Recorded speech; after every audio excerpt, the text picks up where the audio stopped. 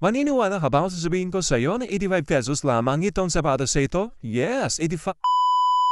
Dumating na nga ang aking parcel na 85 pesos sa sapatos at nalalaman nito kung talagang napakaganda at legit na ito, no? So, bubuksan natin itong sapatos na ito kung talagang legit. Wow, ang ganda talaga niya. Unang Pasko pa lang mga mima ay talagang maganda para sa akin at sabi nga nila malambot daw ito at comfortable daw ito sa paa.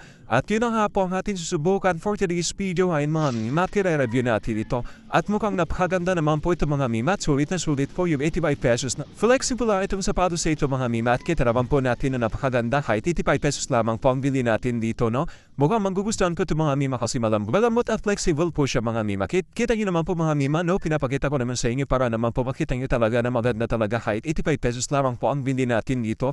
Yes mga mima, 85 pesos bagsak presyo po natin binili ito. Kaya naman po kung gusto nyo makita at gusto nyo umorder neto, i-check out ko lang po dito sa Yellow Basket at you can see naman po mga mima, no? Ang ganda-gandang tignan at hindi po kayo magsisisi dito mga mima at flexible po siya mga mima, hindi po siya madulas at siguradong bagay na bagay ito sa may mga edad, mga nanay na katulad natin, no? At may mga edad po, mga 60, mga ganun mga mima, bagay na bagay po sa kanila ito mga mima. At hindi po siya mabigat at napakadaan po siya mga mima, komportable ka. Kaya mag-check out na dito sa Yellow Basket.